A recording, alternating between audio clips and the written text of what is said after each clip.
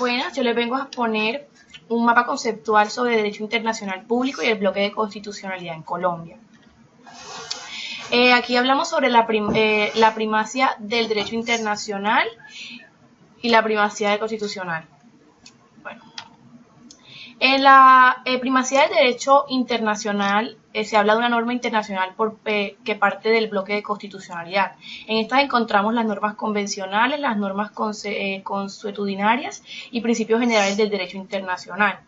Las normas convencionales deben reconocer un derecho humano, deben tener fundamento expreso en la Constitución. Las normas consuetudinarias son aquellas que pertenecientes al derecho internacional humanitario integran automáticamente el bloque de constitucionalidad. Y los derechos humanos se vuelven normas de jus cogens al ser integradas a los textos constitucionales. Los principios generales del derecho internacional operan de manera automática dentro del ordenamiento y hacen parte del bloque de constitucionalidad. La supremacía constitucional nos habla de que la Constitución de 1991 rediseñó el derecho internacional público y el derecho constitucional colombiano.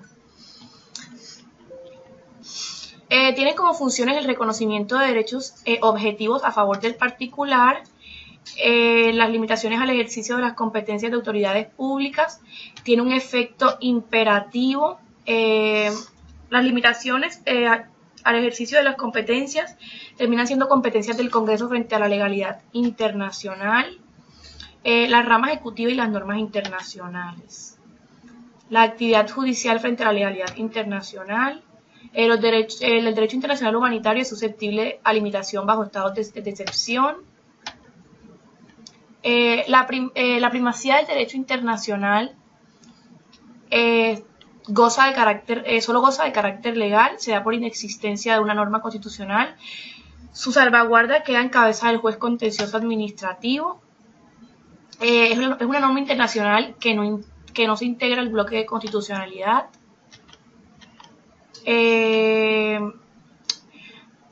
Su salvaguarda se da a través de la acción de nulidad y restablecimiento y la acción de nulidad. Protección universal de los derechos humanos. Aquí hablamos de una protección nacional y una protección internacional.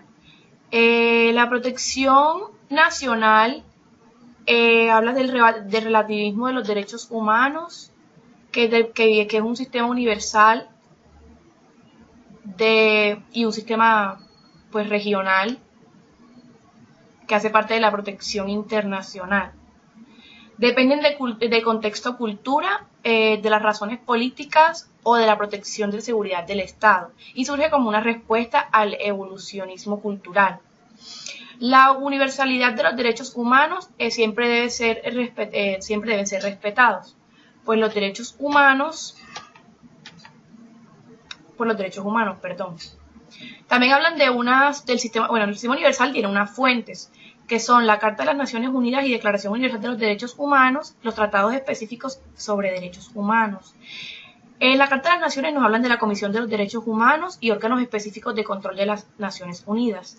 También en los tratados específicos nos hablan de los órganos específicos de control y el Comité de Derechos Humanos.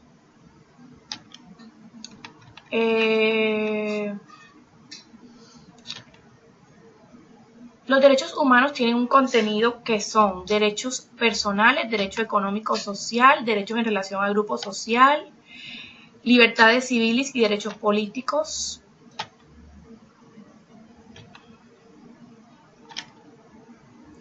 También han surgido ciertas críticas como son que es posible elaborar una nueva interpretación del principio de no discriminación y no toma en cuenta factores que hacen de la violación de los derechos humanos una práctica no cultural, sino política. En América Latina hay nociones que relativizan los derechos humanos, como son la concepción de algunos grupos alzados en armas, el relativismo cultural y la noción de seguridad social. Los derechos humanos tienen una variación cultural que son sustancias de los derechos humanos, la interpretación que reciben y la forma en que son implementados. La implementación de los derechos humanos va desde un nivel doméstico en las Cortes hasta el ámbito de las Naciones Unidas, que se da por medio de la Comisión de Derechos Humanos y la Asamblea General. El derecho de las Naciones Unidas tiene una fase de protección de los derechos humanos y también la Carta de las Naciones Unidas,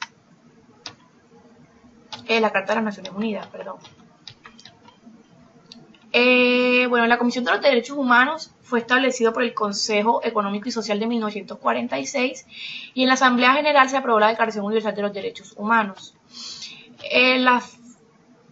Las fases de protección de los derechos humanos empiezan por la elaboración de convenciones y declaraciones, por la promoción y servicio de asesoría, estudios y reportes iniciales y la protección de establecimiento de procedimientos para la recepción de información en torno a violaciones masivas de derechos humanos. En la Carta de las Naciones Unidas se introduce el término de derechos humanos el 26 de junio de 1945. Muchas gracias. Bueno, les vengo a hablar también sobre el sistema de fuentes de derecho internacional público y el bloque de constitucionalidad en Colombia.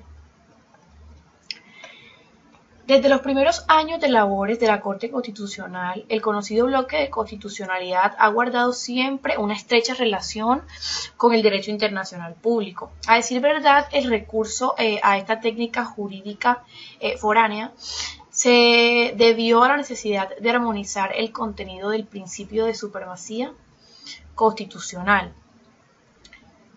Artículo 41 de la Constitución. Con aquel de primacía del derecho internacional, artículo 93 de la Constitución. A partir de ese momento, gran parte de los desarrollos que ha conocido esta figura en Colombia se deben a la incorporación en su seno de numerosos valores, principios y reglas internacionales. No siempre vale decirlo de manera lo suficientemente coherente y clara. De ahí que resulte de interés establecer relaciones entre el sistema de funciones formales de la legalidad internacional, tal y como aparece descrito en el artículo 38 del Estatuto de la Corte Internacional de Justicia de La Haya. Con los recientes desarrollos jurisprudenciales del mencionado bloque de constitucionalidad. En este orden de ideas, el presente estudio se enmarca en los clásicos análisis de las relaciones entre el derecho internacional, pero sin desviarnos ni centrar nuestra atención en áridos y superados debates dogmáticos entre defensores y detractores del monismo y dualismo jurídico, como antes se les conocía. En tanto que paradigmas explicativos de los mencionados relaciones entre sistemas jurídicos. Por el contrario, lo que buscamos es centrar la atención en los diversos efectos prácticos que comporta el hecho de que una norma internacional, merced a la labor hermenéutica de la Corte Constitucional, sea considerada como parte integrante del bloque de constitucionalidad. En suma, comenzaremos con el estudio de las normas convencionales, consuetudinarias y principios generales de derecho que hacen parte del bloque de constitucionalidad. Luego examinaremos el rango y el papel de las normas internacionales que no integran el bloque de constitucionalidad. Bueno, empezamos con las normas convencionales, consuetudinarias y principios generales del derecho que integran el bloque de constitucionalidad. Una vez incorporada la norma internacional al ordenamiento jurídico interno mediante las diversas vías que disponen para tales efectos la Constitución, automática, solemne o abreviada, es preciso establecer cuál es su jerarquía en el sistema de fuentes nacional. Por ejemplo, supraconstitucionalidad, constitucionalidad, supralegalidad, etc.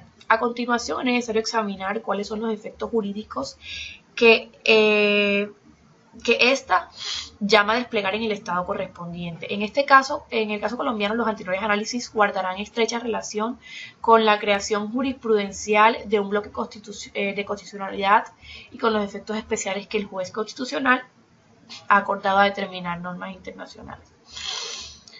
Como primero tenemos unos requisitos para que una norma integracional haga parte del bloque de constitucionalidad.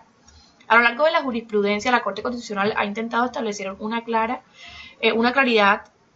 sobre cuáles son las condiciones o requisitos que debe cumplir una norma internacional para ser considerada como integrante del bloque de constitucionalidad. En primer lugar, en lo que concierne a las normas convencionales, el juez constitucional ha sido enfático en exigir que éstas deben reconocer un derecho humano, con lo cual, primera fase, estaríamos ante un elenco bastante generoso y variopinto de tratados internacionales de carácter universal, por ejemplo, Pacto Internacional de Derechos Civiles y Políticos, Pacto Internacional de Derechos Económicos, Sociales y Culturales, Convención contra la Tortura en 1984, etc. Y regional, Pacto de San José de la Costa Rica, Protocolo de San Salvador, etc. No obstante, una segunda condición que deriva del propio texto del artículo 93 de la Constitución, el derecho humano en mención debe ser de aquellos que no son susceptibles de limitación bajo estados de excepción, con lo cual nuestra lista se reduce a los instrumentos internacionales que recoge el derecho internacional humanitario, por tratarse precisamente de una normatividad aplicable a situaciones de grave anormalidad, aun cuando derechos consagrados en las cláusulas de salvaguarda. Por ejemplo, el artículo 27 de la Convención Americana sobre Derechos Humanos, amén de algunos convenios específicos de la Organización Internacional del Trabajo, en especial los convenios 87 y 98. Más allá de estas condiciones, la Corte Constitucional ha considerado que la incorporación de la norma de convención en el bloque de constitucionalidad debe tener fundamento expreso en la Carta, el cual se encuentra sin lugar a dudas en los artículos 93 y 2142 constitucionales. Ahora bien, los anteriores requisitos que debe cumplir la norma convencional han sido matizados en cierta forma por la Corte, cuando estimó que los tratados internacionales que establecen los límites de la República también integran el bloque de constitucionalidad. Nótese que si bien existe un fundamento expreso en la Carta, en el artículo 101 de la Constitución, indudablemente no versan sobre derechos humanos algunos. Además, la argumentación de la Corte Constitucional no es lo suficientemente clara, ya que en primer lugar sostiene que tales tratados harían parte del bloque de constitucionalidad. Pero más adelante los jueces constitucionales se aprestan para afirmar que los tratados sobre límites no tienen valor constitucional, sino un valor normativo similar a las leyes orgánicas y a las leyes estatutarias, es decir, ostentan una jerarquía intermedia entre la Constitución y las leyes ordinarias. En esta medida, las normas que expresa el Congreso de la República no pueden modificar lo dispuesto en los anotados convenios internacionales, cuyo contenido solo puede ser alterado mediante la suscripción de otro tratado que expresamente lo notifique, según se desprende de lo dispuesto en el inciso segundo del artículo 101 de la Carta.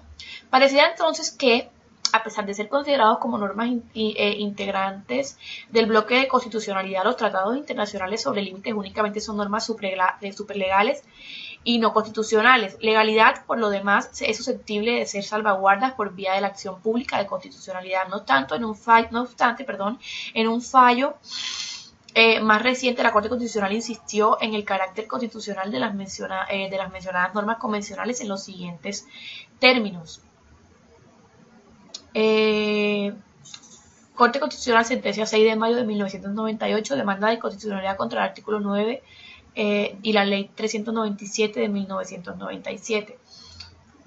Vale decir, se vuelven a equiparar en cierta medida los tratados internacionales sobre límites con aquellos que versan sobre derechos fundamentales. Por otra parte, en lo que concierne a las normas constitucionarias, la Corte Constitucional no ha dudado en sostener que las pertenecientes al derecho internacional humanitario integran el bloque de constitucionalidad de manera automática, más cuando nuestros jueces han confundido en ocasiones las nociones de norma de jus cogens o de derecho imperativo con aquellas de norma constitucionaria. Por otro tanto sucede que con la Declaración Universal de los Derechos Humanos, acto jurídico unilateral emanado de la Asamblea General de las Naciones Unidas, considerado por la doctrina mayoritaria como una verdadera norma constitucionaria, merced a su amplia aceptación con diversos estados, incluso debido a los reenvíos que en aquella operan envíos que a aquella operan algunos textos constitucionales, como sucede con la Constitución Española de 1978, artículo 10. En relación con los principios generales del derecho, en análisis de los fallos de control de constitucionalidad automático nos muestra que, con la suma de la frecuencia, los jueces han examinado la validez de los dispositivos especiales en materia de estados de excepción. En efecto, los principios de proporcionalidad, razonabilidad, necesitan e idoneidad son tan claros como la jurisprudencia de la Corte Interamericana de Derechos Humanos. Han servido para adelantar los respectivos juicios de constitucionalidad a los decretos legislativos. Pues bien, el estado de cosas que hemos examinado se ha complicado innecesariamente a nuestro juicio con la introducción a partir de 1999 de una distinción que no termina de ser operativa y que en el contrario dificulta la labor de quien pretende hablar claras líneas jurisprudenciales entre el bloque de constitucionalidad, lato sensu y stricto sensu. Así pues, el primero está integrado por disposición que sostiene un rango normativo superior a las leyes ordinarias, aunque a veces no gocen del rango constitucional. Su función es la de servir de referente necesario para la creación legal y para el control constitucional, y estaría conformado por el articulado de la Constitución, incluido el preámbulo. Las leyes estatutarias, las leyes orgánicas, algunos tratados y convenciones internacionales sobre derechos humanos que admiten ser limitados bajo estados de excepción, y los instrumentos internacionales sobre límites en contrapartida al segundo comprende aquellos principios y normas que han sido normativamente integrados a la Constitución por diversas vías y por el mandato expreso de la Carta, como es el caso de los tratados internacionales de derechos humanos en el artículo 93 de la Constitución, aquellos que sobre derechos humanos que no admiten suspensión durante la situación de normalidad. Una vez examinadas algunas fuentes de derecho internacional que hacen parte del bloque de constitucionalidad, analizamos la función que están llamando a cumplir en el ordenamiento interno los principios de derecho internacional público. La función de los principios generales de derecho internacional. Los principios generales del derecho internacional, por ejemplo, el principio de autodeterminación de los pueblos, la solución pacífica de las diferencias al respecto de las fronteras y no intervención, entre otros, no son propiamente fuentes formales del derecho internacional público, en la medida en que no se trata de un conjunto de procedimientos encaminados a dar origen a determinadas reglas jurídicas internacionales. Por el contrario, estamos en presencia de unas normas que aparecen recogidas en tratados internacionales, costumbres universales y regionales, o incluso en actos jurídicos unilaterales y organizaciones internacionales, tanto como el caso de ciertas resoluciones en la Asamblea General de la Nación, y cuya función es la de sentar las bases para la convivencia pacífica entre los pueblos. La incorporación de los principios generales del derecho al ordenamiento jurídico interno se han operado de manera automática por la vía del artículo 9 de la Constitución y actualmente hacen parte también del bloque de constitucionalidad. La función práctica de los principios ha sido clara: fijar derroteros para el diseño y ejecución de ciertas políticas públicas internas en esencial de la materia de paz y orientación del manejo de las relaciones exteriores de Colombia. En tal sentido, en la sentencia del 24 de enero de 2001, con ocasión de una demanda contra algunos de los artículos de la Ley 418 de 1997, conocida como Ley del Orden Público, la Constitución consideró que los principios de derecho internacional que promulgan la solución pacífica de los conflictos externos y señalan al deber de todo Estado de no recurrir en primera instancia a la amenaza del uso de la fuerza son plenamente ampliables al conflicto interno de Colombia. Pues aquellas son reglas de conducta que imponen la interpretación de los derechos y deberes constitucionales, la consecuencia práctica de la aplicación, Salvamento del voto del fallo del 29 de agosto del 2001 en ocasiones del control de la constitucionalidad de la República de Colombia y el Reino Español a propósito del tema de la nacionalidad. En el citado texto, el juez disidente planteó la existencia de una nacionalidad de un bloque constitucional específico y ampliado. Adicional, el bloque de constitucional general que sirve para parámetros de constitucionalidad para todas las leyes, en el cual comprenderá los principios de derecho internacional y cuya función sería la de adelantar un juicio de constitucionalidad previo e integral de los tratados y de sus leyes aprobatorias en la medida en que aquellos son por excelencia la materialización de las relaciones exteriores y compromisos internacionales con el Estado.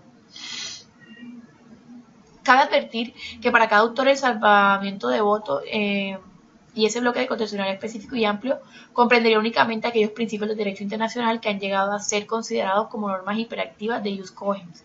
Vale decir que el juez constitucional, al momento de ejercer el control previo automático, deberá confrontar estos últimos con aquellas normas del artículo 53 de la Convención de Viena de 1969 sobre derecho de los tratados que no admiten normas en contrario. Funciones de las normas convencionales y constitucionarias que integran el bloque de constitucionalidad. Están en efecto imperativo, que ahí menciona que el artículo 93 constitucional dispone de los derechos y deberes consagrados en la Carta que se interpretan de conformidad con los tratados internacionales sobre derechos humanos ratificados por Colombia. Se trata de la esencia de una norma o de una fórmula que consagra el efecto interpretativo que están llamados a producir las normas internacionales en el ordenamiento jurídico interno. Su origen se remonta en el artículo 16 de la Constitución portuguesa de 1976 y fue retomado por el constituyente español de 1978 en efecto de la luz del artículo. Bueno, les vengo a hablar también sobre el sistema de fuentes de derecho internacional público y el bloque de constitucionalidad en Colombia. Desde los primeros años de labores de la Corte Constitucional, el conocido bloque de constitucionalidad ha guardado siempre una estrecha relación con el derecho internacional público. A decir verdad, el recurso a esta técnica jurídica foránea se debió a la necesidad de armonizar el contenido del principio de supremacía constitucional. Artículo 41 de la Constitución. Con aquel de primacía del derecho internacional, artículo 93 de la Constitución. A partir de ese momento, gran parte de los desarrollos que ha conocido esta figura en Colombia se deben a la incorporación en su seno de numerosos valores, principios y reglas internacionales. No siempre, vale decirlo, de manera lo suficientemente coherente y clara.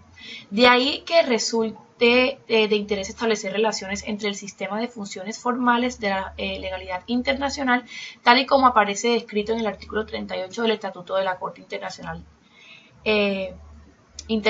de Justicia de La Haya.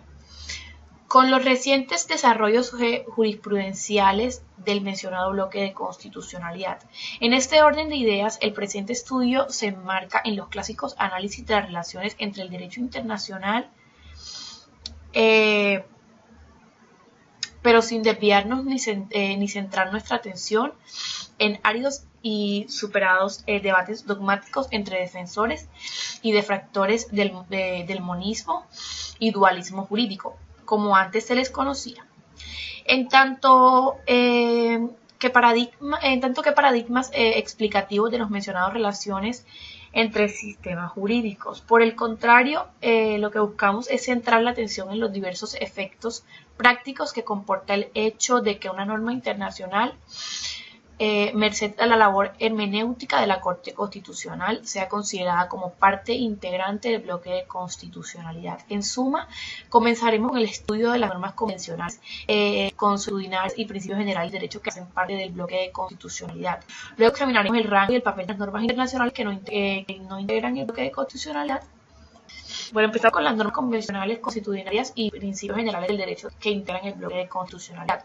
Una vez incorporada la norma internacional al ordenamiento jurídico interno mediante las diversas vías que disponen para tales efectos la Constitución automática, solemne o abreviada, es preciso establecer cuál es su jerarquía en el sistema de fuentes nacional. Por ejemplo, supraconstitucionalidad, constitucionalidad, supralegalidad, etc. A continuación, es necesario examinar cuáles son los efectos jurídicos que ésta llama a desplegar en el estado correspondiente. En este caso, en el caso colombiano, los anteriores análisis guardarán estrecha relación con la creación jurisprudencial de un bloque de constitucionalidad y con los efectos especiales que el juez constitucional ha acordado a determinar normas internacionales. Como primero tenemos unos requisitos para que una norma integracional haga parte del bloque de constitucionalidad. A lo largo de la jurisprudencia, la Corte Constitucional ha intentado establecer una claridad sobre cuáles son las condiciones o requisitos que debe cumplir una norma internacional para ser considerada como integrante del bloque de constitucionalidad. En primer lugar, en lo que concierne a las normas convencionales, el juez constitucional ha sido enfático en exigir que éstas deben reconocer un derecho humano, con lo cual, primera fase, estaríamos ante un elenco bastante generoso y variopinto de tratados internacionales de carácter universal, por ejemplo, Pacto Internacional de Derechos Civiles y Políticos, Pacto Internacional de Derechos Económicos, Sociales y Culturales, Convención contra la Tortura en 1984, etc. Y regional, Pacto de San José de la Costa Rica, Protocolo de San Salvador, etc.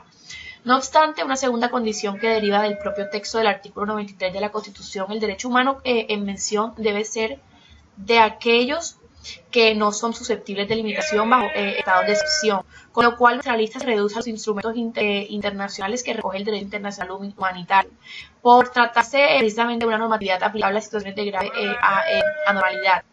Aun cuando derechos consagrados en las cláusulas de salvaguarda. Por ejemplo, el artículo 27 de la Convención Americana sobre Derechos Humanos, amén de algunos convenios específicos de la Organización Internacional del Trabajo, en especial los convenios 87 y 98. Más allá de estas condiciones, la Corte Constitucional ha considerado que la incorporación de la norma de convención en el bloque de constitucionalidad debe tener fundamento expreso en la Carta, el cual se encuentra sin lugar a dudas en los artículos 93 y 2142 constitucionales. Ahora bien, los anteriores requisitos que debe cumplir la norma convencional han sido matizados en cierta forma por la Corte, cuando estimó que los tratados internacionales que establecen los límites de la República también integran el bloque de constitucionalidad. Nótese que si bien existe un fundamento expreso en la Carta, en el artículo 101 de la Constitución, indudablemente no versan sobre derechos humanos algunos. Además, la argumentación de la Corte Constitucional no es lo suficientemente clara, ya que en primer lugar sostiene que tales tratados harían parte del bloque de constitucionalidad. Pero más adelante los jueces constitucionales se aprestan para afirmar que los tratados sobre límites no tienen valor constitucional, sino un valor normativo similar a las leyes orgánicas y a las leyes estatutarias, es decir, ostentan una jerarquía intermedia entre la Constitución y las leyes ordinarias. En esta medida, las normas que expresa el Congreso de la República no pueden modificar lo dispuesto en los anotados convenios internacionales, cuyo contenido solo puede ser alterado mediante la suscripción de otro tratado que expresamente lo notifique, según se desprende de lo dispuesto en el inciso segundo del artículo 101 de la Carta. Parecía entonces que, a pesar de ser considerados como normas integrantes del bloque de constitucionalidad, los tratados internacionales sobre límites únicamente son normas superlegales y no constitucionales. Legalidad, por lo demás, es susceptible de ser salvaguardas por vía de la acción pública de constitucionalidad. No obstante, en un fallo más reciente, la Corte Constitucional insistió en el carácter constitucional de las mencionadas normas convencionales en los siguientes términos. Corte Constitucional, sentencia 6 de mayo de 1998, demanda de constitucionalidad contra el artículo 9 y la ley 397 de 1997. Vale decir, se vuelven a equiparar en cierta medida los tratados internacionales sobre límites con aquellos que versan sobre derechos fundamentales. Por otra parte, en lo que concierne a las normas constitucionarias, la Corte Constitucional no ha dudado en sostener que las pertenecientes al derecho internacional humanitario integran el bloque de constitucionalidad de manera automática, más cuando nuestros jueces han confundido en ocasiones las nociones de norma de jus cogens o de derecho imperativo con aquellas de norma constitucionaria. Por otro tanto sucede que con la Declaración Universal de los Derechos Humanos, acto jurídico unilateral emanado de la Asamblea General de las Naciones Unidas, considerado por la doctrina mayoritaria como una verdadera norma constitucionaria, merced a su amplia aceptación con diversos estados, incluso debido a los reenvíos que en aquella operan envíos que a aquella operan algunos textos constitucionales, como sucede con la Constitución Española de 1978, artículo 10. En relación con los principios generales del derecho, en análisis de los fallos de control de constitucionalidad automático nos muestra que con la suma de la frecuencia los jueces han examinado la validez de los dispositivos especiales en materia de estados de excepción. En efecto, los principios de proporcionalidad, razonabilidad, necesitan idoneidad son tan claros como la jurisprudencia de la Corte Interamericana de Derechos Humanos. Han servido para adelantar los respectivos juicios de constitucionalidad a los decretos legislativos. Pues bien, el estado de cosas que hemos examinado se ha complicado innecesariamente a nuestro juicio con la introducción a partir de 1999 de una distinción que no termina de ser operativa y que en el contrario dificulta la labor de quien pretende hablar claras líneas jurisprudenciales entre el bloque de constitucionalidad, lato sensu y stricto sensu. Así pues, el primero está integrado por disposición que sostiene un rango normativo superior a las leyes ordinarias, aunque a veces no gocen del rango constitucional. Su función es la de servir de referente necesario para la creación legal y para el control constitucional, y estaría conformado por el articulado de la Constitución, incluido el preámbulo, las leyes estatutarias, las leyes orgánicas, algunos tratados y convenciones internacionales sobre derechos humanos que admiten ser limitados bajo estados de excepción, y los instrumentos internacionales sobre límites en contrapartida al segundo comprende aquellos principios y normas que han sido normativamente integrados a la Constitución por diversas vías y por el mandato expreso de la Carta, como es el caso de los tratados internacionales de derechos humanos en el artículo 93 de la Constitución, aquellos que sobre derechos humanos que no admiten suspensión durante la situación de normalidad. Una vez examinadas algunas fuentes de derecho internacional que hacen parte del bloque de constitucionalidad, analizamos la función que están llamando a cumplir en el ordenamiento interno los principios de derecho internacional público. La función de los principios generales de derecho internacional. Los principios generales del derecho internacional, por ejemplo, el principio de autodeterminación de los pueblos, la solución pacífica de las diferencias al respecto de las fronteras y no intervención, entre otros, no son propiamente fuentes formales del derecho internacional público, en la medida en que no se trata de un conjunto de procedimientos encaminados a dar origen a determinadas reglas jurídicas internacionales. Por el contrario, estamos en presencia de unas normas que aparecen recogidas en tratados internacionales, costumbres universales y regionales, o incluso en actos jurídicos unilaterales y organizaciones internacionales, tanto como el caso de ciertas resoluciones en la Asamblea General de la Nación, y cuya función es la de sentar las bases para la convivencia pacífica entre los pueblos. La incorporación de los principios generales del derecho al ordenamiento jurídico interno se han operado de manera automática por la vía en el artículo 9 de la Constitución y actualmente hacen parte también del bloque de constitucionalidad. La función práctica de los principios ha sido clara: fijar derroteros para el diseño y ejecución de ciertas políticas públicas internas en esencial de la materia de paz y orientación del manejo de las relaciones exteriores de Colombia. En tal sentido, en la sentencia del 24 de enero de 2001, con ocasión de una demanda contra alguno de los artículos de la Ley 418 de 1997, conocida como Ley del Orden Público, la Constitución consideró que los principios de derecho internacional que promulgan la solución pacífica de los conflictos externos y señalan al deber de todo Estado de no recurrir en primera instancia a la amenaza del uso de la fuerza son plenamente ampliables al conflicto interno de Colombia. Pues aquellas son reglas de conducta que imponen la interpretación de los derechos y deberes constitucionales, la consecuencia práctica de la aplicación, bla, bla, bla. Salvamento del voto del fallo del 29 de agosto del 2001 en ocasiones del control de la constitucionalidad de República de Colombia y el Reino Español a propósito del tema de la nacionalidad. En el citado texto, el juez disidente planteó la existencia de una nacionalidad de un bloque constitucional específico y ampliado. Adicional, el bloque de constitucional general que sirve para parámetros de constitucionalidad para todas las leyes, en el cual comprenderá los principios de derecho internacional y cuya función sería la de adelantar un juicio de constitucionalidad previo e integral de los tratados y de sus leyes aprobatorias en la medida en que aquellos son por excelencia la materialización de las relaciones exteriores y compromisos internacionales con el Estado. Cabe advertir que para cada autor el salvamiento de voto y ese bloque de constitucional específico y amplio comprendería únicamente aquellos principios del derecho internacional que han llegado a ser considerados como normas hiperactivas de jus cogens. Vale decir que el juez constitucional, al momento de ejercer el control previo automático, deberá confrontar estos últimos con aquellas normas del artículo 53 de la Convención de Viena de 1969 sobre derecho de los tratados que no admiten normas en contrario. Funciones de las normas convencionales y constitucionarias que integran el bloque de constitucionalidad. Están en efecto imperativo, que ahí menciona que el artículo 93 constitucional dispone los derechos y deberes consagrados en la Carta que se interpretan de conformidad con los tratados internacionales sobre derechos humanos ratificados por Colombia.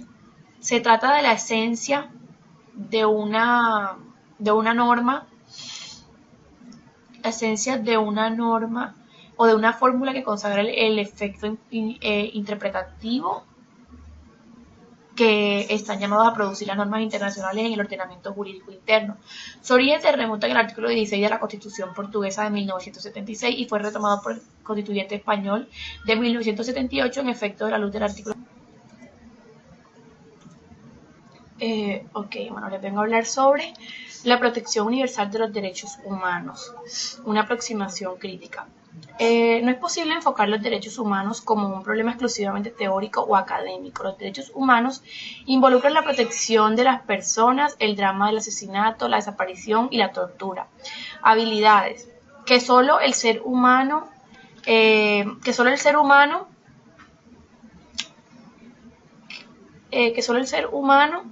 ha podido desarrollar. Es imposible hablar de los derechos humanos sin tomar partido por ellos. Por esa razón siempre he creído necesario hablar del tema con pasión, con energía, presentando la historia real y no solo la escrita en los documentos oficiales.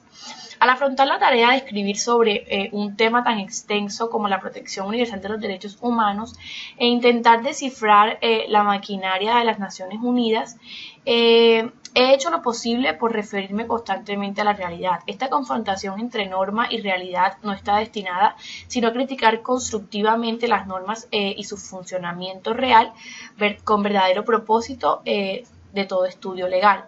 Como Henry Snyder, el profesor norteamericano, ha confirmado reiteradamente, Rights of the Fights. Los derechos con frecuencia significan luchas y es imposible liberarlas sin dar una opinión, sin llamar a la acción por lo que se cree justo. A pesar de que desarrollaremos este capítulo a partir de una perspectiva básica analítica, el texto es por momentos bastante descriptivo.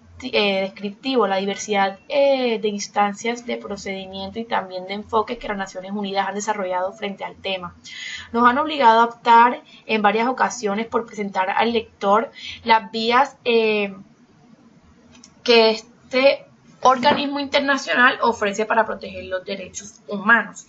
Ciertamente no se pretende sustituir la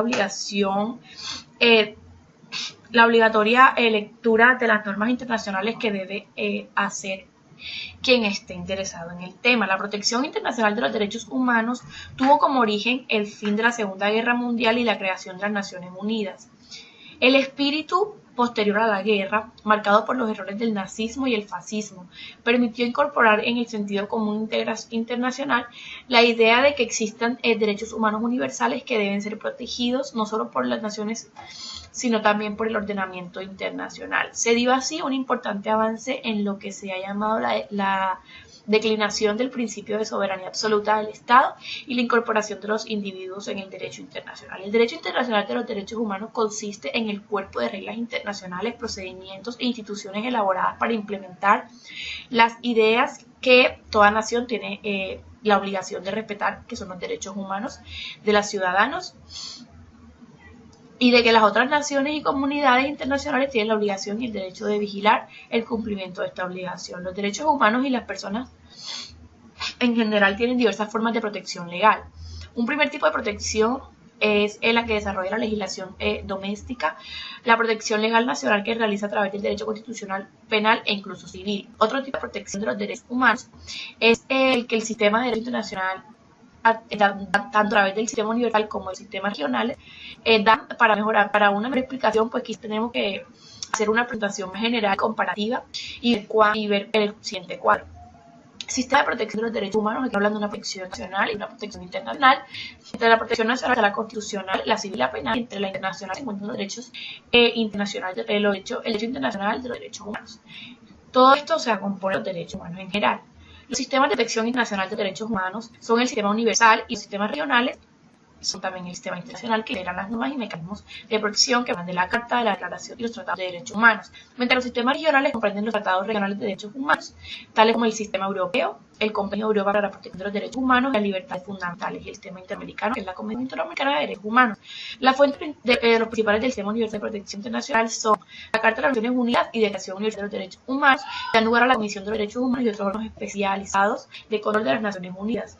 Y los tratados que son específicos sobre derechos humanos, que dan lugar a órganos específicos de control como el Comité de Derechos Humanos, la Protección Internacional de los Derechos Humanos, en la que se encuentra el sistema de protección universal y los sistemas de protección regional, que están basados en la Carta y basados en ciertos tratados. En el capítulo descubriremos algunos temas relacionados con el sistema de protección universal, como ya hemos señalado, la diversidad de tratados y la amplitud general de la materia. Nos concentramos en ciertos puntos específicos, seleccionando los demás importantes para la práctica de la defensa de los derechos humanos en Latinoamérica. En principio, como veremos, no existe unanimidad en torno a ella. Desde nuestro punto de vista, la fundamentación ideológica última de las prácticas de violación de los derechos humanos reside en la negociación de su carácter universal. Por ello hemos querido iniciar la discusión presentándonos el debate entre universalismo y relativismo. En segundo lugar, analizamos el valor jurídico de los derechos humanos. En este punto estudiaremos lo que hemos llamado el derecho internacional de los derechos humanos. Para ello enfatizaremos el desarrollo positivo logrado desde la aprobación de la Carta de las Naciones Unidas. Luego descubriremos la práctica de la maquinaria de las Naciones Unidas para la defensa de los derechos humanos. Para ello tomaremos como ejemplo el funcionamiento de la Comisión de los Derechos Humanos, del Grupo de Trabajo sobre Desapariciones Forzosas o Involuntarias y del Grupo sobre Detención Arbitraria. Concluiremos con una breve reflexión sobre la expansión del sistema de protección de los derechos humanos y su relación con la realidad de las violaciones. Una paradoja en el campo de los derechos humanos es que al mismo tiempo que se han expandido los sistemas de protección de estos derechos, se han desarrollado nuevas y cada vez más complejas formas de violarlos. Así, los avances que esta materia ha logrado en los últimos años no constituyen centralmente un ejercicio teórico. Se trata más bien de un esfuerzo por vincular la reflexión legal y teórica con los problemas concretos de la realidad planteada de la defensa de los derechos humanos en Latinoamérica. ¿Son universales los derechos humanos? Al hablar de los derechos universales queremos decir que deben ser respetados siempre, es decir, que no deben existir excepciones a ellos. Una afirmación comúnmente repetida por las organizaciones de derechos humanos es que no existe razón ni ideológica, ni política, ni militar, ni social, ni religiosa, ni de índole alguna que justifique el asesinato de un ser humano. Ella expresa con claridad la noción de universalidad de los derechos. Sin embargo, existen concepciones que plantean que los derechos humanos son relativos, que dependen del contexto cultural, de las razones políticas o de la protección de la seguridad del Estado. En esta sección intentaremos explicar esta polémica. Ella encierra aspectos de la sustención teórica implícita o explícitamente utilizadas por quienes sostienen la necesidad de violar derechos humanos. Uno de los debates más interesantes en la teoría contemporánea de los derechos humanos es el que enfrenta la universalidad y el relativistas. Aunque muy vinculado a la realidad de los países africanos e islámicos, este debate puede ser importante. Puede traer importantes repercusiones para el trabajo de las defensas de los derechos humanos en Latinoamérica. Detrás de muchas actitudes políticas y teóricas de menosprecio de los derechos humanos con las que usualmente nos encontramos en nuestro continente, podemos observar una posición relativista. El argumento de los relativistas se ha desarrollado básicamente a partir de las especificidades culturales de los países africanos e islámicos. Esta postura sostiene que los derechos humanos constituyen una producción occidental, resultado de los horrores de la guerra mundial, una culminación integracional de determinadas tendencias y valores contenidos en las revoluciones americana y francesa, así como en las respectivas declaraciones para las relativistas. Los derechos humanos son una construcción teórica que tiene su origen en el discurso liberal de Locke y en la teoría del derecho natural. Las sociedades islámicas, africanas y en general las del tercer mundo tienen experiencias culturales e históricas distintas. Para la mayor parte de su experiencia más importante ha sido el colonialismo y la dominación europea. El evolucionalismo cultural contenía un marco o perfil racista. La gente menos culta era, de acuerdo con esta teoría, la menos inteligente y la que poseía una pigmentación oscura de la piel. Al atacar esta concepción, el relativismo cultural constituyó una reacción progresista a las teorías vigentes en la época. Una reacción progresista a las teorías vigentes de esa época. Combatió la visión eurocéntrica y racista del progreso a la cultura. El relativismo cultural, sin embargo, ha recibido un fuerte ataque en torno a sus consecuencias éticas. Diversos autores han criticado el llamado a una tolerancia absoluta como expresión del etnocentrismo moral. Ya que el relativismo no implica tolerancia, el criticismo moral se mantiene como una opción viable para la entrevista. La mayor construcción. En el caso de Latinoamérica también se ha defendido la relatividad de los derechos humanos. El intento teórico más serio en este sentido ha sido desarrollar por Howard Wearda, aun cuando él diga que no lo es, presenta el punto de vista claramente. Bueno, los europeos. Es posible elaborar una nueva interpretación del principio de no discriminación. La interpretación clásica de este principio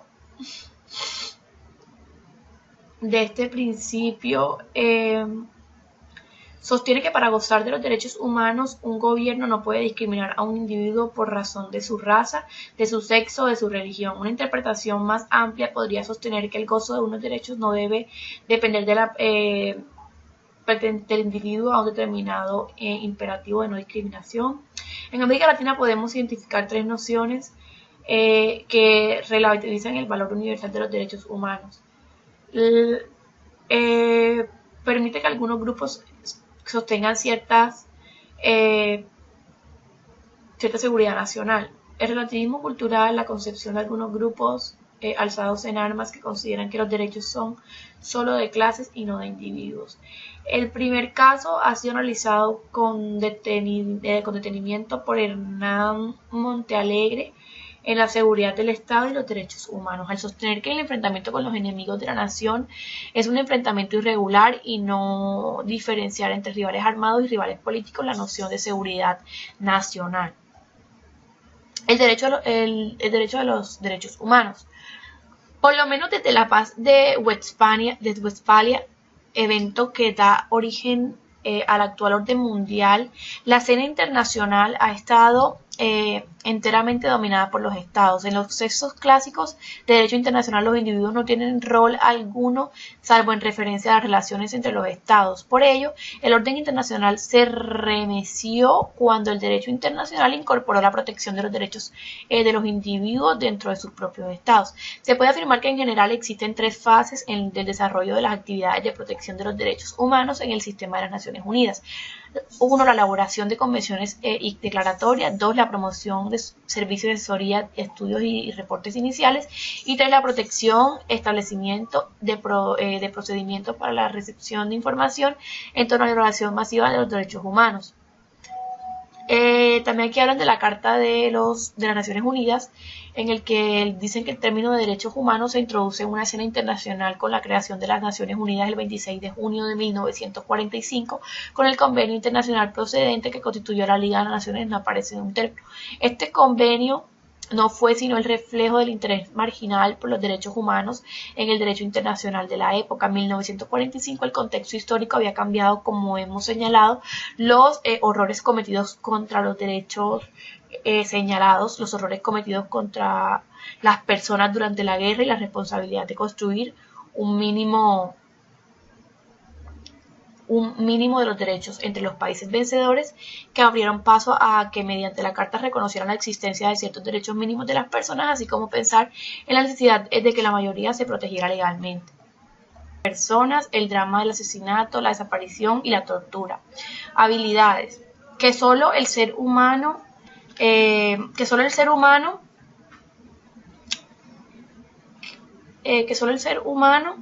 ha podido desarrollar. Es imposible hablar de los derechos humanos sin tomar partido por ellos. Por esa razón siempre he creído necesario hablar del tema con pasión, con energía, presentando la historia real y no solo la escrita en los documentos oficiales.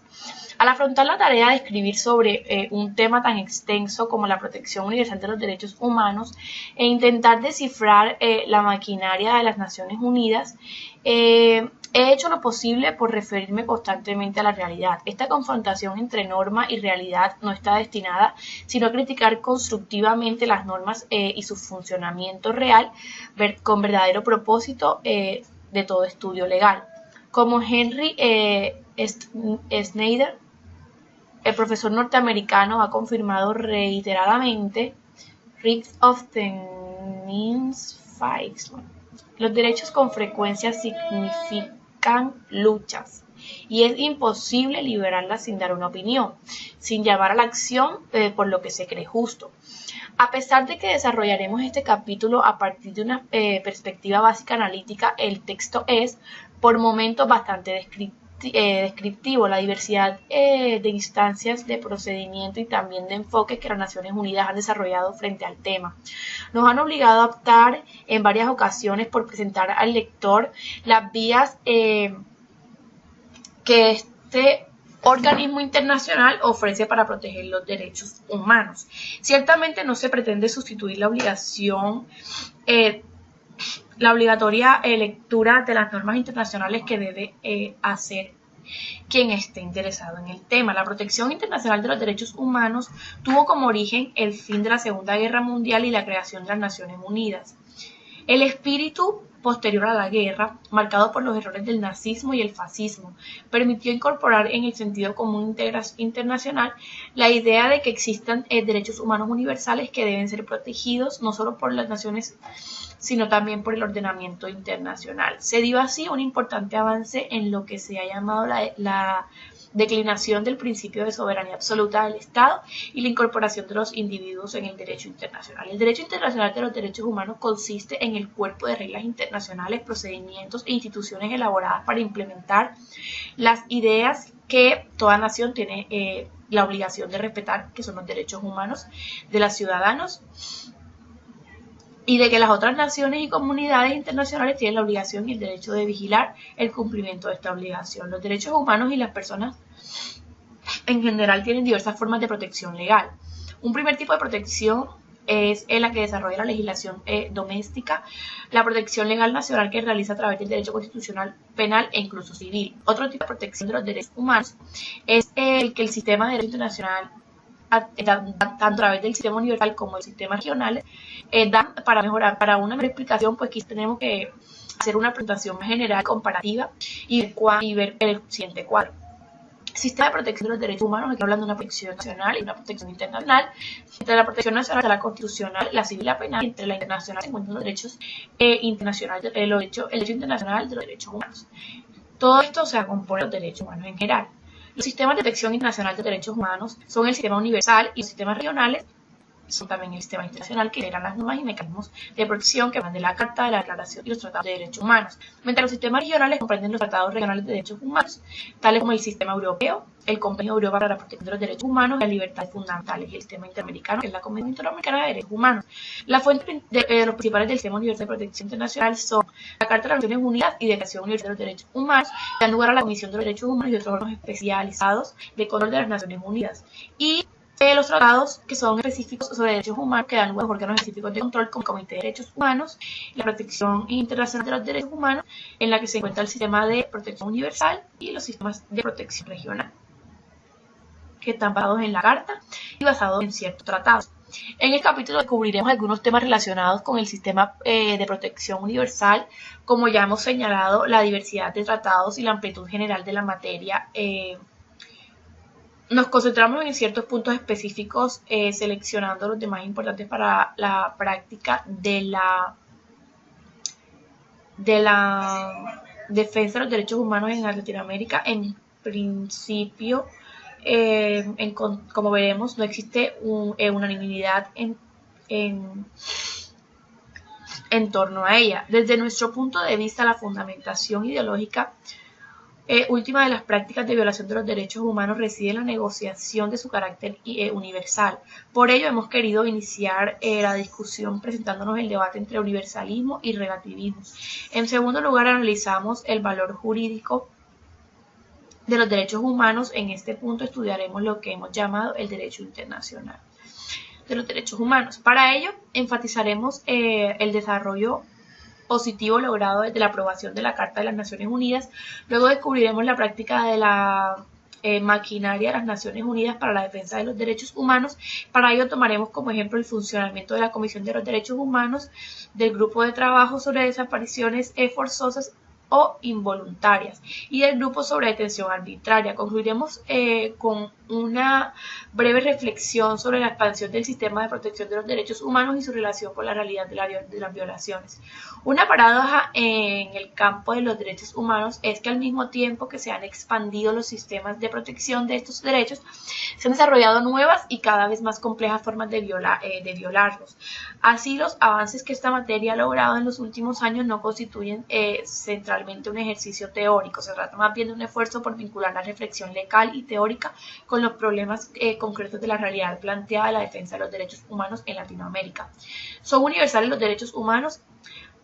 Al hablar de los derechos universales queremos decir que deben ser respetados siempre, es decir, que no deben existir excepciones a ellos. Una afirmación comúnmente repetida por las organizaciones de derechos humanos es que no existe razón ni ideológica, ni política, ni militar, ni social, ni religiosa, ni de índole alguna que justifique el asesinato de un ser humano. Ella expresa con claridad la noción de universalidad de los derechos. Sin embargo, existen concepciones que plantean que los derechos humanos son relativos, que dependen del contexto cultural, de las razones políticas o de la protección de la seguridad del Estado. En esta sección intentaremos explicar esta polémica.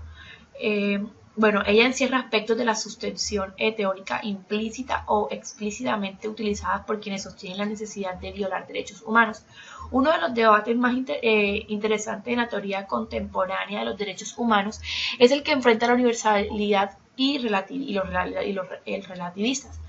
Aunque muy vinculado a la realidad de los países africanos e islámicos, este debate puede ser importante. Puede traer importantes repercusiones para el trabajo de las defensas de los derechos humanos en Latinoamérica, detrás de muchas actitudes políticas y teóricas de menosprecio de los derechos humanos con las que usualmente nos encontramos en nuestro continente. Podemos observar una posición relativista. El argumento de los relativistas se ha desarrollado básicamente a partir de las especificidades culturales de los países africanos e islámicos. Esta postura sostiene que los derechos humanos constituyen una producción occidental, resultado de los horrores de la guerra mundial, una culminación integracional de determinadas tendencias y valores contenidos en las revoluciones americana y francesa, así como en las respectivas declaraciones para las relativistas. Los derechos humanos son una construcción teórica que tiene su origen en el discurso liberal de Locke y en la teoría del derecho natural. Las sociedades islámicas, africanas y en general las del tercer mundo tienen experiencias culturales e históricas distintas. Para la mayor parte de su experiencia más importante ha sido el colonialismo y la dominación europea. El evolucionalismo cultural contenía un marco o perfil racista. La gente menos culta era, de acuerdo con esta teoría, la menos inteligente y la que poseía una pigmentación oscura de la piel. Al atacar esta concepción, el relativismo cultural constituyó una reacción progresista a las teorías vigentes en la época. Una reacción progresista a las teorías vigentes de esa época. Combatió la visión eurocéntrica y racista del progreso a la cultura.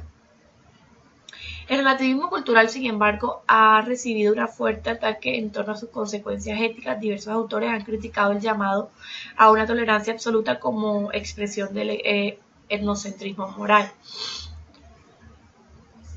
Ya que el relativismo no implica tolerancia, el criticismo moral se mantiene como una opción viable para la entrevista, la mayor construcción. En el caso de Latinoamérica también se ha defendido la relatividad de los derechos humanos. El intento teórico más serio en este sentido ha sido desarrollar por Howard Wearda, aun cuando él diga que no lo es, presenta el punto de vista claramente. Bueno, los europeos. Es posible elaborar una nueva interpretación del principio de no discriminación. La interpretación clásica de este principio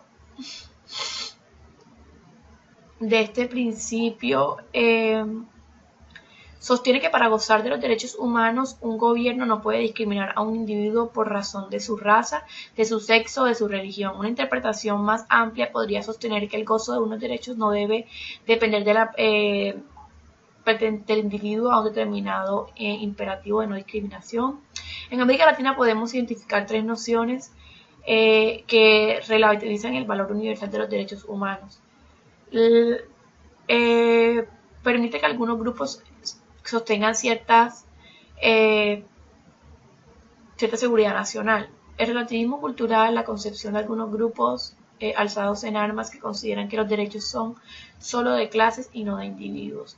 El primer caso ha sido analizado con detenimiento por Hernán Montealegre en la seguridad del Estado y los derechos humanos, al sostener que el enfrentamiento con los enemigos de la nación es un enfrentamiento irregular y no diferenciar entre rivales armados y rivales políticos la noción de seguridad nacional. El derecho de los derechos humanos. Por lo menos desde la paz de Westfalia, evento que da origen al actual orden mundial, la escena internacional ha estado enteramente dominada por los estados. En los textos clásicos de derecho internacional los individuos no tienen rol alguno salvo en referencia a las relaciones entre los estados. Por ello, el orden internacional se remeció cuando el derecho internacional incorporó la protección de los derechos de los individuos dentro de sus propios estados. Se puede afirmar que en general existen tres fases del desarrollo de las actividades de protección de los derechos humanos en el sistema de las Naciones Unidas. 1. La elaboración de convenciones y declaratorias. 2. La promoción de servicios de asesoría, estudios y reportes iniciales. Y 3. La protección, establecimiento de procedimientos para la recepción de información en torno a la violación masiva de los derechos humanos.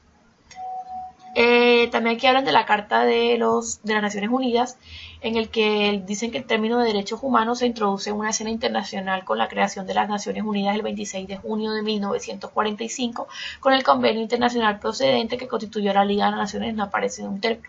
Este convenio no fue sino el reflejo del interés marginal por los derechos humanos en el derecho internacional de la época. En 1945 el contexto histórico había cambiado, como hemos señalado, los horrores cometidos contra los derechos señalados, los horrores cometidos contra las personas durante la guerra y la responsabilidad de construir un mínimo de los derechos entre los países vencedores, que abrieron paso a que mediante la Carta reconocieran la existencia de ciertos derechos mínimos de las personas, así como pensar en la necesidad de que la mayoría se protegiera legalmente. La desaparición y la tortura. Habilidades. Que solo el ser humano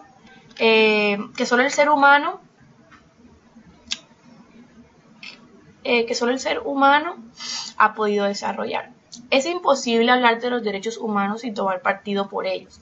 Por esa razón siempre he creído necesario hablar del tema con pasión, con energía, presentando la historia real y no solo la escrita en los documentos oficiales.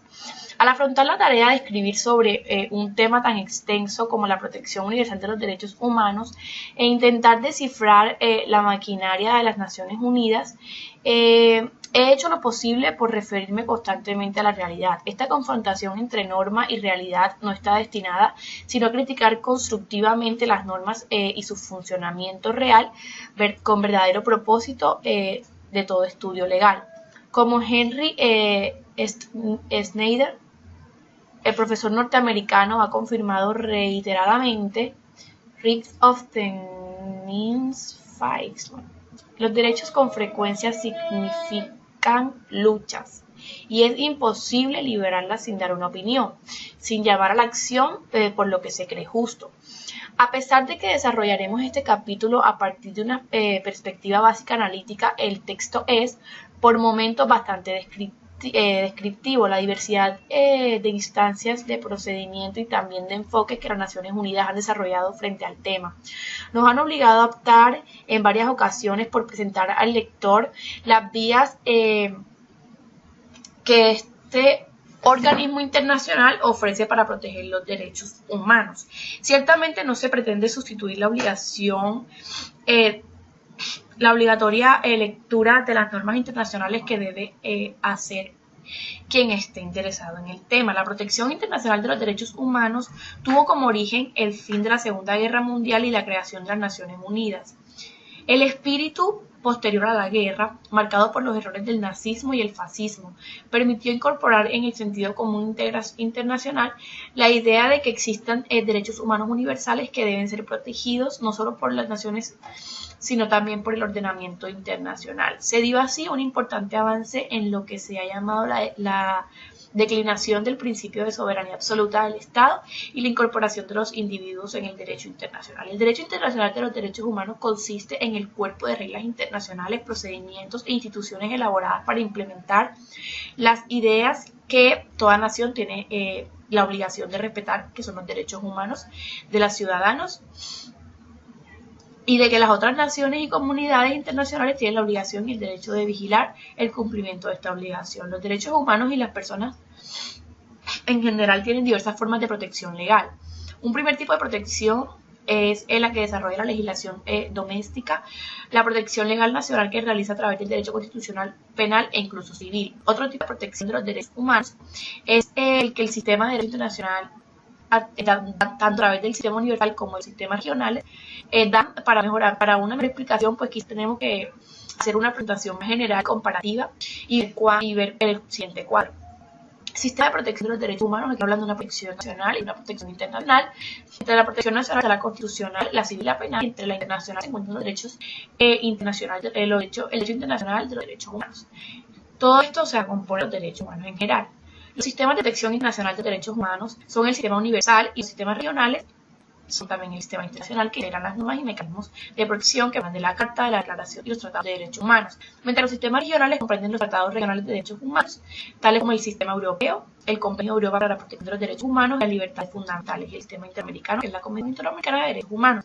Las fuentes los principales del Sistema Universal de Protección Internacional son la Carta de las Naciones Unidas y Declaración Universal de los Derechos Humanos, que dan lugar a la Comisión de los Derechos Humanos y otros órganos especializados de control de las Naciones Unidas. Y los tratados que son específicos sobre derechos humanos, que dan lugar a órganos específicos de control como el Comité de Derechos Humanos, la Protección Internacional de los Derechos Humanos, en la que se encuentra el sistema de protección universal y los sistemas de protección regional, que están basados en la Carta y basados en ciertos tratados. En el capítulo descubriremos algunos temas relacionados con el sistema de protección universal, como ya hemos señalado, la diversidad de tratados y la amplitud general de la materia. Nos concentramos en ciertos puntos específicos, seleccionando los demás importantes para la práctica de la defensa de los derechos humanos en Latinoamérica. En principio, como veremos, no existe unanimidad en torno a ella. Desde nuestro punto de vista, la fundamentación ideológica última de las prácticas de violación de los derechos humanos reside en la negociación de su carácter universal. Por ello hemos querido iniciar la discusión presentándonos el debate entre universalismo y relativismo. En segundo lugar, analizamos el valor jurídico de los derechos humanos. En este punto estudiaremos lo que hemos llamado el derecho internacional de los derechos humanos. Para ello enfatizaremos el desarrollo positivo logrado desde la aprobación de la Carta de las Naciones Unidas. Luego descubriremos la práctica de la maquinaria de las Naciones Unidas para la defensa de los derechos humanos. Para ello tomaremos como ejemplo el funcionamiento de la Comisión de los Derechos Humanos, del Grupo de Trabajo sobre Desapariciones Forzosas o involuntarias y del grupo sobre detención arbitraria. Concluiremos con una breve reflexión sobre la expansión del sistema de protección de los derechos humanos y su relación con la realidad de las violaciones. Una paradoja en el campo de los derechos humanos es que al mismo tiempo que se han expandido los sistemas de protección de estos derechos, se han desarrollado nuevas y cada vez más complejas formas de violarlos. Así, los avances que esta materia ha logrado en los últimos años no constituyen centralmente un ejercicio teórico, se trata más bien de un esfuerzo por vincular la reflexión legal y teórica con los problemas concretos de la realidad planteada de la defensa de los derechos humanos en Latinoamérica. ¿Son universales los derechos humanos? Al hablar de los derechos universales queremos decir que deben ser respetados siempre, es decir, que no deben existir excepciones a ellos. Una afirmación comúnmente repetida por las organizaciones de derechos humanos es que no existe razón ni ideológica, ni política, ni militar, ni social, ni religiosa, ni de índole alguna que justifique el asesinato de un ser humano. Ella expresa con claridad la noción de universalidad de los derechos. Sin embargo, existen concepciones que plantean que los derechos humanos son relativos, que dependen del contexto cultural, de las razones políticas o de la protección de la seguridad del Estado. En esta sección intentaremos explicar esta polémica. Ella encierra aspectos de la sustención teórica implícita o explícitamente utilizadas por quienes sostienen la necesidad de violar derechos humanos. Uno de los debates más interesantes en la teoría contemporánea de los derechos humanos es el que enfrenta la universalidad y los relativistas. Aunque muy vinculado a la realidad de los países africanos e islámicos, este debate puede ser importante. Puede traer importantes repercusiones para el trabajo de las defensas de los derechos humanos en Latinoamérica, detrás de muchas actitudes políticas y teóricas de menosprecio de los derechos humanos con las que usualmente nos encontramos en nuestro continente. Podemos observar una posición relativista. El argumento de los relativistas se ha desarrollado básicamente a partir de las especificidades culturales de los países africanos e islámicos. Esta postura sostiene que los derechos humanos constituyen una producción occidental, resultado de los horrores de la guerra mundial, una culminación integracional de determinadas tendencias y valores contenidos en las revoluciones americana y francesa, así como en las respectivas declaraciones para las relativistas. Los derechos humanos son una construcción teórica que tiene su origen en el discurso liberal de Locke y en la teoría del derecho natural. Las sociedades islámicas, africanas y en general las del tercer mundo tienen experiencias culturales e históricas distintas. Para la mayor parte de su experiencia más importante ha sido el colonialismo y la dominación europea. El evolucionalismo cultural contenía un marco o perfil racista. La gente menos culta era, de acuerdo con esta teoría, la menos inteligente y la que poseía una pigmentación oscura de la piel. Al atacar esta concepción, el relativismo cultural constituyó una reacción progresista a las teorías vigentes en la época. Una reacción progresista a las teorías vigentes de esa época. Combatió la visión eurocéntrica y racista del progreso a la cultura. El relativismo cultural, sin embargo, ha recibido un fuerte ataque en torno a sus consecuencias éticas. Diversos autores han criticado el llamado a una tolerancia absoluta como expresión del etnocentrismo moral. Ya que el relativismo no implica tolerancia, el criticismo moral se mantiene como una opción viable para la entrevista. La mayor construcción. En el caso de Latinoamérica también se ha defendido la relatividad de los derechos humanos. El intento teórico más serio en ese sentido ha sido desarrollar por Howard Wearda, aun cuando él diga que no lo es, presenta el punto de vista claramente. Los europeos. Es posible elaborar una nueva interpretación del principio de no discriminación. La interpretación clásica de este principio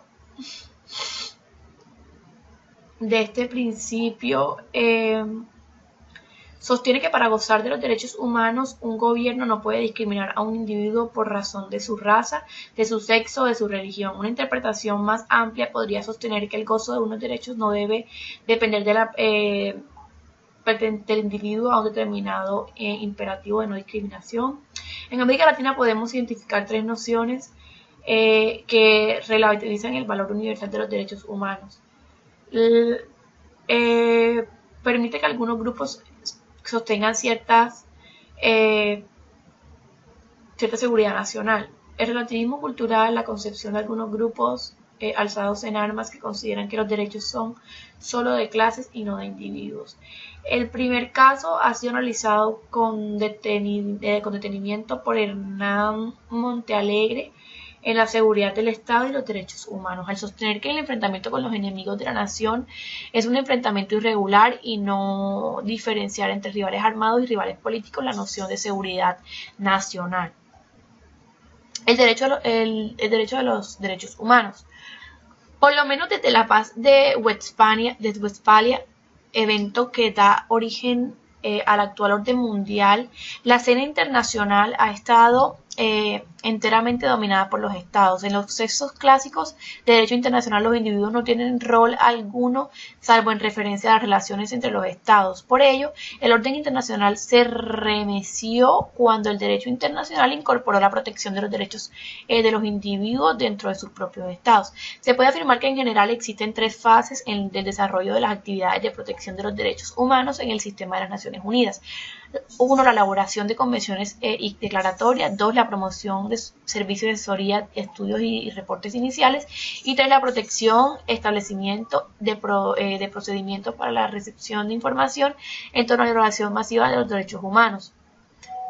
También aquí hablan de la Carta de las Naciones Unidas, en el que dicen que el término de derechos humanos se introduce en una escena internacional con la creación de las Naciones Unidas el 26 de junio de 1945, con el convenio internacional procedente que constituyó la Liga de las Naciones. No aparece en un término. Este convenio no fue sino el reflejo del interés marginal por los derechos humanos en el derecho internacional de la época. En 1945 el contexto histórico había cambiado, como hemos señalado, los horrores cometidos contra los derechos señalados, los horrores cometidos contra las personas durante la guerra y la responsabilidad de construir un mínimo de los derechos entre los países vencedores, que abrieron paso a que mediante la Carta reconocieran la existencia de ciertos derechos mínimos de las personas, así como pensar en la necesidad de que la mayoría se protegiera legalmente.